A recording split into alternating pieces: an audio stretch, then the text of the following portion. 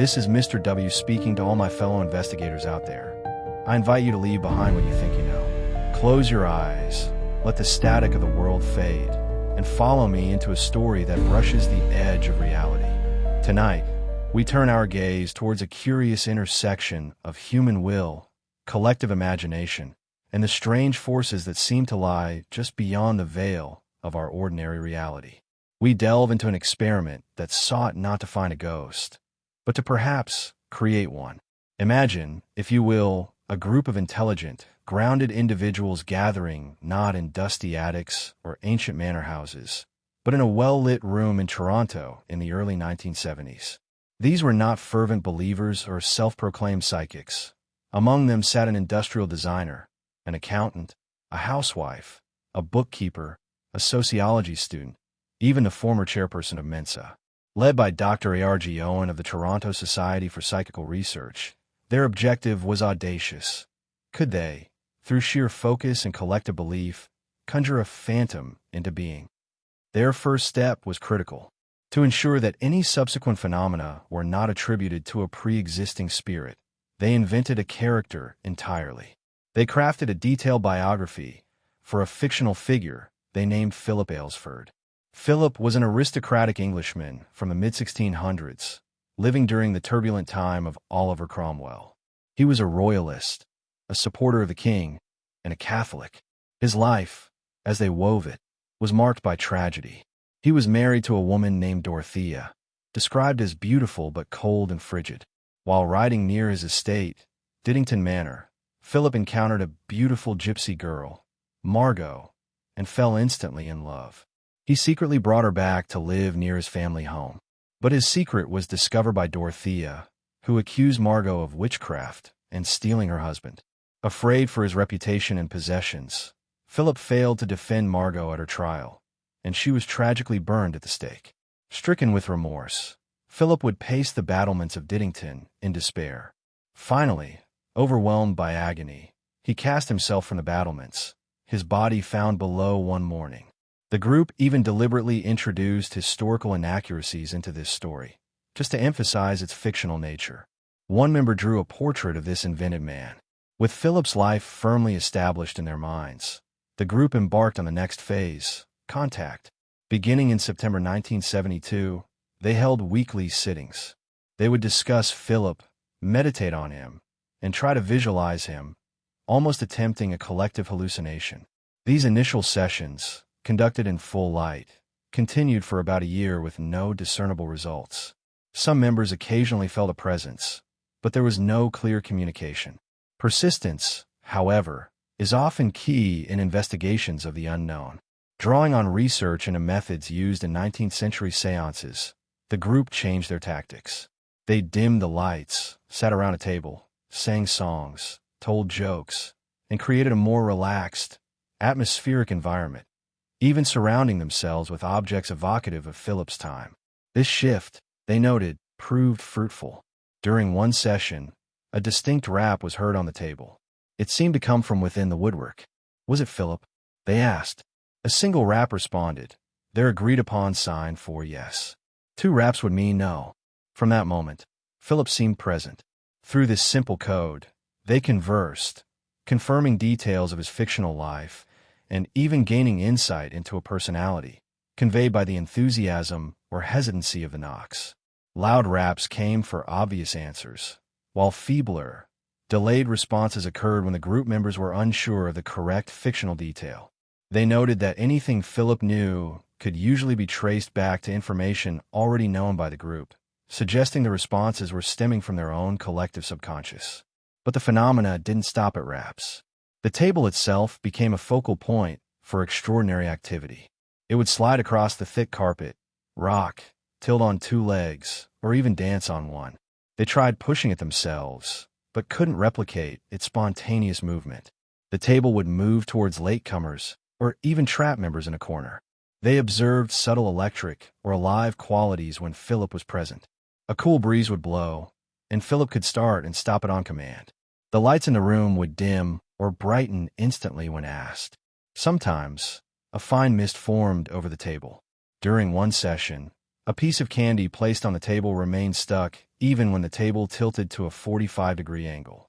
Most astonishingly, witnessed by the group and a film crew during a session before an audience of 50 people, the table briefly levitated, rising a half-inch off the floor. While the dim lighting prevented it from being captured on film, the event was witnessed by many. The researchers, while amazed, were also meticulous. They placed paper doilies under their fingertips to rule out conscious pushing. Cameras were set up to detect any hidden movements. Yet, the phenomena persisted. The raps themselves were recorded and analyzed, found to have a distinct acoustic quality. The force behind the table movements was significant. A physicist who sat on the table was thrown off with considerable force. This remarkable experiment, the Philip experiment, seemed to achieve its primary goal, producing classic séance phenomena without a known medium and in illuminated conditions. But what was the source? Was it a disembodied spirit, perhaps a playful entity merely pretending to be Philip? Or was it, as some of the researchers hypothesized, a form of psychokinesis generated by the collective minds of the group themselves? Dr. Joel Witten, a psychologist observing the group, suggested that the playful, childlike atmosphere encouraged a regression to a state of mind where the boundaries of physical laws are less rigid, allowing phenomena to occur. He also spoke of unconscious conflicts playing out, providing energy. Owen hypothesized that the energy stemmed from the combined focus of the group members on a singular object, the table. The success of the Philip experiment led to replications. Other groups, creating entirely new fictional characters. Lilith, a French-Canadian spy. Sebastian, a medieval alchemist. Axel, a man from the future. And Skippy, a 14-year-old Australian girl, reported similar unexplained communications through raps and other phenomena within weeks. Skeptical interpretations suggest explanations like the ideomotor effect, where subconscious movements cause physical effects like table tilting or Ouija board movements, and confirmation bias, where participants interpret ambiguous events as confirmation of their beliefs. However, the sheer force and variety of the physical phenomena reported, witnessed by multiple people including observers and film crews, make these explanations difficult to apply comprehensively. But let us consider the recurring patterns, fellow investigators. The table movements and raps witnessed in the Philip experiment are remarkably similar to phenomena reported in spiritualist seances for centuries. The idea of a collective group mind influencing physical reality resonates with accounts of poltergeist activity, often reported around specific individuals, particularly teenagers, where seemingly uncontrollable psychokinetic events occur. Could the energy generated by the Philip group, focusing intensely on their fictional character, be a directed form of the same energy at play in poltergeist cases?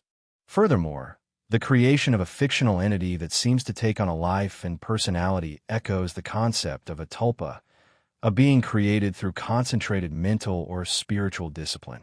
While this term originates outside the scope of these sources, the underlying idea that thought can create a persistent, interactive form is a compelling speculative angle suggested by the experiment's results. Could the group have inadvertently given birth to a thought form, a creation of their shared consciousness that somehow interacted with the physical world? Another pattern emerges in the psychological discussions.